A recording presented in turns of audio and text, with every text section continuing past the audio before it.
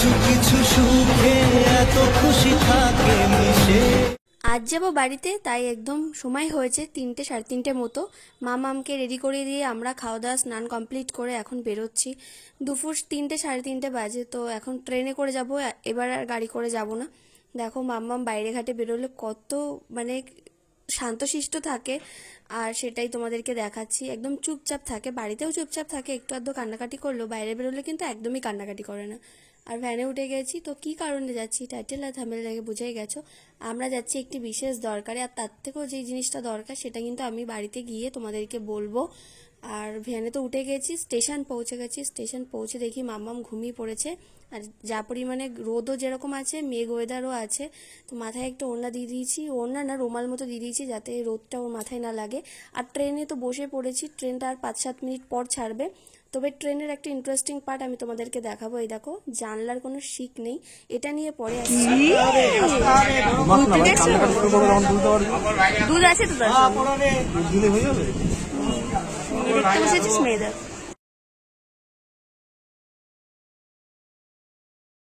শান্তশিষ্ট বাচ্চা একদম চুপচাপ বসে আছে, দেখে মনে হচ্ছে ও ভীষণ মজাতে আছে। হ্যাঁ, সত্যিই মজাতে আছে, কারণ এত ঠান্ডা কিন্তু কেউ থাকে না। আর দেখো জানলায় কিন্তু কোনো রড নেই, আর সেইখানে আমি মামামকে আমার কোলে নিয়ে একদম দেখাতে দেখাতে যাচ্ছি, আর চুপচাপ চারিদিকে মানুষজন জিনিসপত্র দেখতে দেখতে যাচ্ছে। আর দেখো বাড়ি কিন্তু চলে এসেছি।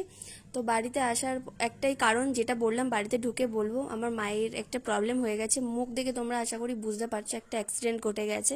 তো ঠাকুরের ইচ্ছা এখন সব কিছু ঠিক আছে, যার জন্যই মাকে দেখতে আসা। তো সেটা তো একটা রিজন আছে, আর পরের রিজনটা আমি তোমাদেরকে দেখাবো। অন্নপ্রাশনের জন্য একটা গোল্ড গিফট বানানো হয়েছে, সেটাই তোমাদের সাথে শেয়ার করবো। আর কিছু জামা কাপড় মামামকে দিয়েছে, সেগুলো নিয়েই দেখছি। মামামের বড় বাবামের অন্নপ্রাশনের গিফট, ঠিক আছে, আজকে আমি তোমাদের সাথে আনবক্সিং করবো, কারণ সামনেই অন্নপ্রাশন, বুঝতেই পারছো অলরেডি, আর বেশি দেরি নেই, ওই জন্য একটা গিফট তো বানানো হয়েছে, সেটাই আমি তোমাদেরকে দেখাবো। আমার মানে বানিয়েছি আর কি। তো এটার মধ্যে আছে, আজকে আনলাম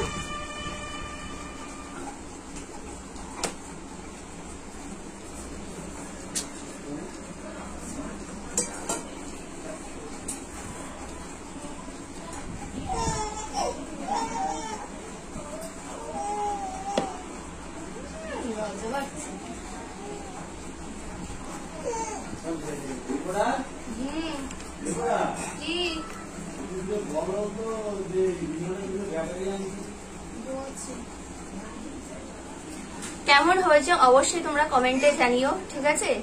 আর ডিজাইনটা দেখো, এখানে আছে হচ্ছে প্রজাপতি ডিজাইনে আছে, আর নিচে একটা সরু চেনের মধ্যে ছোট্ট একটা লকেটের মানে পেন্ডেন্ট টাইপের দেওয়া, আর পাশেও এরকম পেন্ডেন্ট টাইপের দেওয়া, আর পুরোটাই এই যে টিকলি অ্যাঙ্গারের যে ডিজাইনটা থাকে সেটা, ঠিক আছে। তো অবশ্যই তোমরা কমেন্ট করো কেমন লাগছে। ওই যে বললাম বেশি দেরি নেই, সামনেই অন্নপ্রাশন, ওই জন্য বানিয়ে ফেললাম, তোমাদের সাথে এই জন্য শেয়ার করলাম আজকে। তোমরা কিন্তু কমেন্টে জানিও, ঠিক আছে।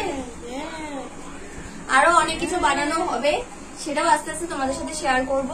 আজকে যেহেতু এটা বানাতে দিয়েছিলাম অনেকদিন আগে, আজকে নিয়ে আসা হয়েছে, তাই তোমাদের সাথে আজকে আমি ব্লগে শেয়ার করব। মেয়ে তো পড়বে না, পড়বো আমি। মেয়ের মারাই পড়ে, মেয়েরা কি আর পড়ে যতদিন না বড় হচ্ছে। আর এই পেন্ডেন্টটা এই জন্যই বানিয়েছি, একেবারে মেয়ের বিয়ের সময় ওকে দিয়ে দেবো, তখন তো আর বানাতে পারবো না, কারণ সোনা জিনিসের দাম দিন দিন বাড়ছে, ওই জন্য। চলো আজকের ভিডিওটা এখানেই শেষ করলাম, টাটা।